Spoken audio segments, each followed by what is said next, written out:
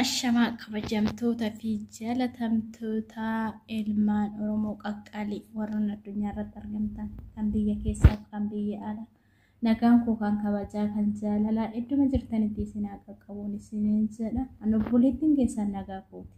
Nagaan na bira jiru isiniif isaa baay'atu.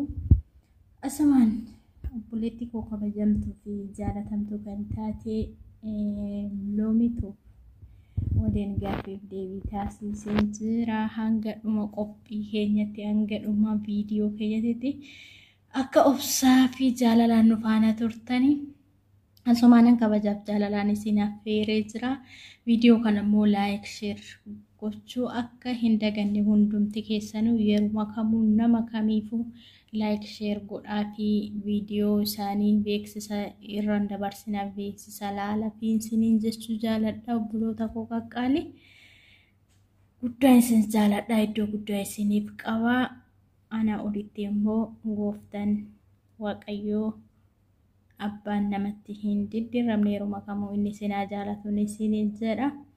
Jabaadha wal jajjabeessaa harka wal qabadhaa tokkummaa keenyaaf waaqayyo nuuf haa cimsu. Jabaadha isiniin jechuu jaaladha dhugaa dubbachuudhaaf haa ta'u haga tokkos haala jireenya biyya namaa wajjiniin inuma wal jajjabeessaa jirra haala gaariirra jirtanii hundi keessanuu jabaadha duubattiin jedhinaa. Wanti kun immoo obsa nama gaafata obsas nama fixachiisuus jajjabaadhaa isiniin jira warroonni ganaa jirtan hundi keessanuu asumaan karaa obboleettii koo jaalatamtuu fi kabajamtuu kan taate loomituu bitti isin dabarsa dogongora qabnu immoo qeeqa qabdanis saanduqa koomentii jalatti naaf kaa'uu akka hin irraanfanne isiniin jedha qaqqaaliiwwan koo. Dogongora keenya irraa immoo akka barannu akka isinirraa barannu akka deebinu abdiin qaba. Asumaan karashii. Nagaa waaqayyoo lafaaf iddoo jirtanitti isiniif haa baay'atu. Hordoftoota YouTube chaanaalii wattuu akkam jirtu nagaa keessanii jirtu baga jiraatanii anis nagaa kooti inni nagatti nu eegee gooftaan haa galatuumu namni nan beenne ani loomituu bidha kan argamu guyyaadhaa mana hiwattuu mani keetti keessummaa kee guyyaadhaa gootee waan affeerteef guddaa haa galatoomsiin jechuun barbaada. Hordoftoota YouTube chaanaalii hiwattuu like share gochuu hin dagatin akkasuma maatii hiwattuu kan hin taane manni ishii barsiisaa hawwisiisaa bashannansiisaa namatti tola waan ta'eef subscribe gochuun maatii ishiitti dabalama mana isii seentanii hin baay'inaa isiniin jechuun barbaada. Akkasuma immoo gaafiif deebii kenna guyyaadhaa dhageeffattanii isa booda immoo saanduqa koomentii keessatti yaadaa fi qeeqa qabdan nu barreessuu hin dagatinaa isiniin jechuun barbaada. Nu faana turaan affeerraa kooti.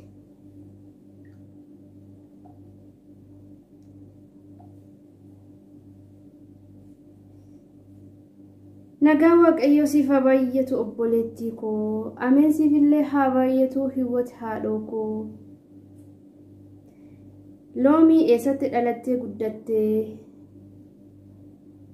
godina Arsii lixaa aanaa Shashamannee ganda qotee bulaa Allaattii Harabaateedha.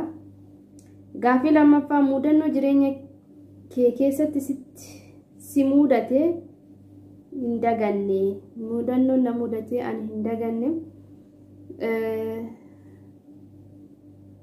Biyya kana keessatti guyyaa jalqabaa biyya kana dhufu baay'ee makana beela'ee jira. Utuu achiin kana bu'anii waan jeeqaniif jecha guyyaa dabbaramee ooleen utuu hin nyaatin oolee utuu hin nyaatin guyyaa lammaffaa illee bararee guyyaa sadaffaatti kanan as ga'e baay'ee makana beela'ee jira. Sa'aatiin naannoo sa'aatii 10 ta'ee jira. Kaza akka lakkoofsa biyya kanatti jechuudha. Akka lakkoofsa alagoota sa'aatii 10 namittiin koo madaamiin koo nyaata fiddee naa dhufte. Inni nyaatichi sun mana ushee jedhama afaan biyya kanaatiin. Intini fakkaata hambaashaa fakkaata. Hambaashaa naa fiddee jedheen baay'ee makana beela'eera. Saasani namallee nyaachuu ga'eera dhugaa. Baay'ee makana beela'ee jira. kaza gammadee yoo kutadhu jimniin isaa wanti garaa isaa keessa jiru sun adiin isaa harkifama na duuba inuma harkisee haada ta'a malee naancitu indee ani ajaa'ibsiifadheetumaan harkisee ganaa wanti ta'e sammuu koo keessatti zina jedhinde adaa kan jedhan dhugaadha biyya arabatti nama ajjeesan jechuun namitti nan ajjeesuu fi waan kana kokketti marmee na ajjeesuuf naaf iddeetti kun nyaata nama ajjeesu jedhe maskootiin darbadhe kaza isheen maal akkan godhen maaf gattenaa jechuu afaan arabaatiin na gaafatti waa isheen naan jettu in wallaalee booda ijuma keessa si ilaalee waa isin jettuun beeku ture booda irra deebitee ingiliffaan xiqqoo isheen intiin na gaafattu malakataan itti himachaa ture jedheeni innaa yoo akkas jedhu jedhamu akka ishee ajjeesuu sodaatte waan isaa naaf hin galle ganaa ijoollee Itoophiyaa bira na fiddee na gaafatte kun alaa mudannoo hin daganneedha. Gaaffii sadaffaa gaarri Kilimanjaaroo eessatti argama? Yoo dogongoruudhaaf baadhee hordoftoonni hiwwati himee koomentiin nu barreessa ani akka jedhutti garuu Sumaalee keessaadha.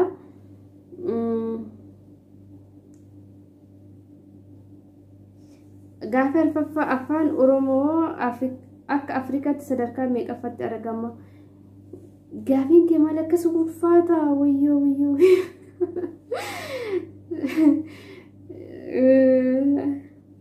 Iwwat isa kana na of kolche hordoftoonni kee yoo beekanii nuuf haa deebisanii hordoftoonni ishee nu deebisa koomentiin ani beeku waan ta'eef ishii kanarra na utaala na of kolcha.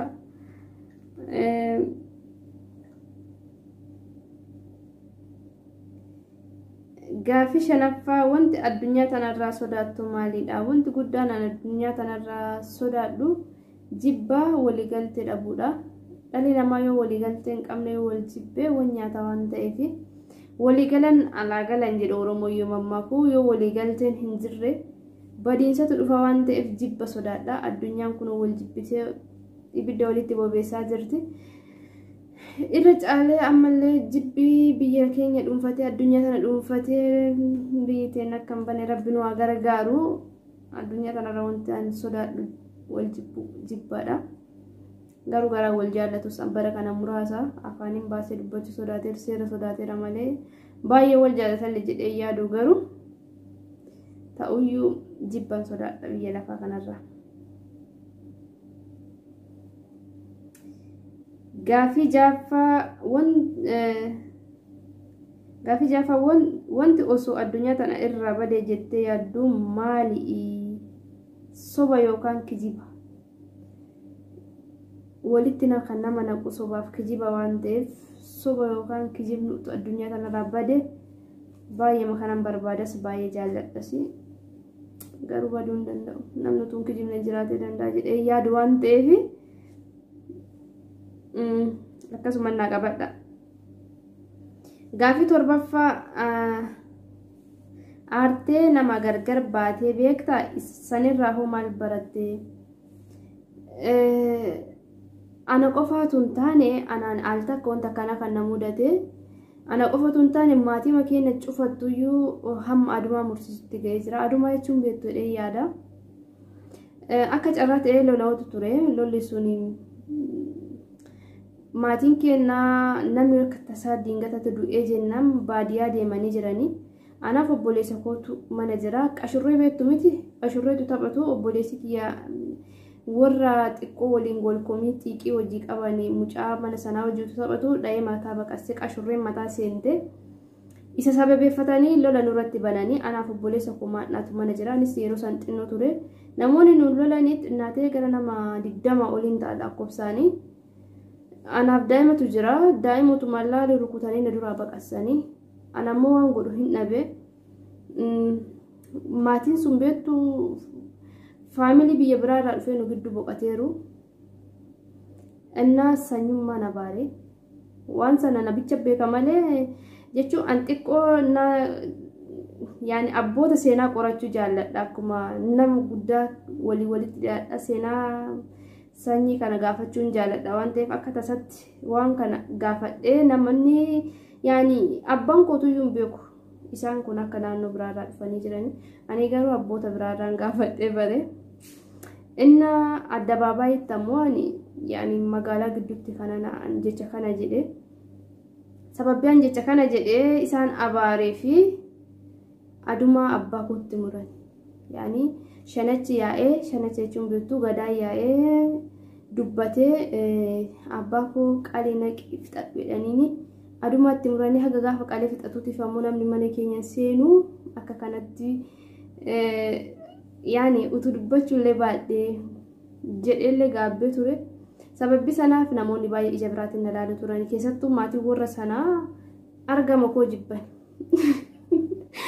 inna amma garuu nagaadha araaramneerra fixanneerra haa ta'u garuu yeroo sanaaf utuu jechuullee baadhee jedhe sababbii koo wanti kun barame jechuudha karaa koo namoonni baranii namoota gurguddaa fi shanacha warroota akkasitti beekamanii namni waan kana beeku hin jiru ture amma garuu sababbii koo waan barameef utuu jechuu baadhee kan jedhu gaabbis nan qaba gaabbanii ammoo naqqabanii akkasanii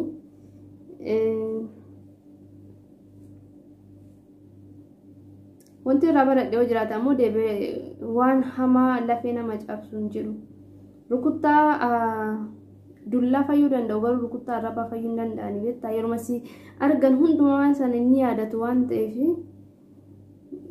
yaani deebi'ee jecha ulfaataa namaan irra deebi'ee akka labuun jennetti gaabbee jira irraa baradheera jechuudha jechaan nama rukutoo hammam akka nama madeessu dhiibbaa gamiillee akka qabu kanaaf warri arraba jabaattanii arraba keessan ta'u qoxaaxaraa to'annoo jala ol arraba keessa akka argitan hin dubbatinaa jechuufan gaaffii 8ffaa mudannoo jaalala keessatti si mudatee beekaa lakki anaan jaalala keessatti mudannoo na mudatee hin jiru garuu an dirree jaalala kanallee baay'ee keessa seenee jiru hiwwatiyye asumaan kan nama jaalala keessa turetuyyuu mudannoo qaba ani jaalala keessa baay'ee hin turre kanaaf mudannoo ulfaataa hin qabu garuu nama na jaallate wayi na jaallatee na gaafatee ture garuu mucichi ammoo nama gaarii miti yaani akkuma kilaasii nutti barannutti nama gaarii hin turre saniif jenne nama keessatti ol fudhannee ammallee jecha ulfaataa wayi mucaa sanaan jenne aniif hiriyyaan koo jechuudha sababiin jecha san jenne mucaan hin qaanfatee gabbii mana barumsaa mul'uma gadhiise eensin jedha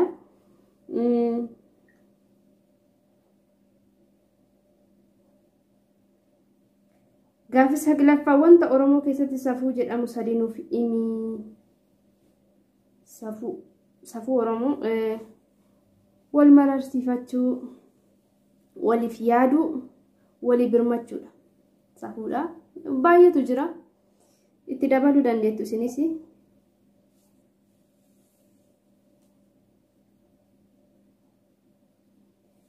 gaaffii 10ffaa wanta nama wali mufachiisu nuuf himi wanti nama wali mufachiisu wal sobuu wal kaaduu wal waakkachuu wal sobuu hiriyyaa fakkaatanii wal dhiyaatanii wal sobuu jechaan nama riqu nama wayii nama bira darbaatu jirtu jechaan taane wayii jettee nama san kallattii tun taane al kallattiidhaan kan itti dubbatu jechi kun nama mufachiisa inni kun ammoo hamnis baay'ee nama walitti nama buusa nama mufachiisa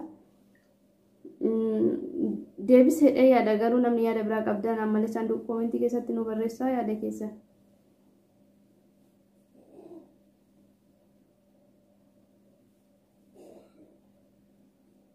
gaaffii 12ffaa miidiyaa kana osoo akka hojjettu maatiin kee fedhan qabne maal gootaa maatiin koo ammayyuu fedhan qabani akka carratee gaaf tokkotti himee ture yoo jalqabdee jiraatte dhiisi yoo jalqabne hin jalqabinaan jedhanii ani garuu gaafa gidduu ga'etti hime gidduu ga'eetu gaafa moonii ta'u jechuudha poosti kaardii baafachuuf jedhee saaxinii poostaa baafachuuf faazaritti bilbilee akka sanaan itti hime ittiin himne garuu hamma baafadheen booda kan itti hime aga dhaga'e ammoo booddee na qoratanii maaf barbaadde jennaan kanaafanii jedhee gaafa itti himu yoo jalqabdeen jirre hin jalqabin hoo jalqabdee jiraatte dhiisiin an jedhan garuu ammoo an kaayyoon an jalqabeef kanaa miti waan ta'eef milkaa'een isinitti agarsiisa malee hin dhiisu. Na of kolchaa dhiifama naa godhaa jennaan wanta abbaan jaallate rajijiin dallu jedhanii natti mammaakanii na dhiisan. Akkasanii hiwwat koo. Gaafii 11ffaa nama beekamaa tokko filadhu hiriyaa godhadhu osoo jedhamtee eenyu? Yani namoonni bebbeekamoo kallattii adda garaatiin jiru, karaa amantii jiru, karaa siyaasaatiin jiru. Ani garuu faarfataa Daawit Morkaa baay'ee yaada inni dhiyeessu social media irrattis TikTok isaatiinis waan baay'ee hordofuuf natti tolas na barsiisas utoo danda'amee isa hin danda'u malee.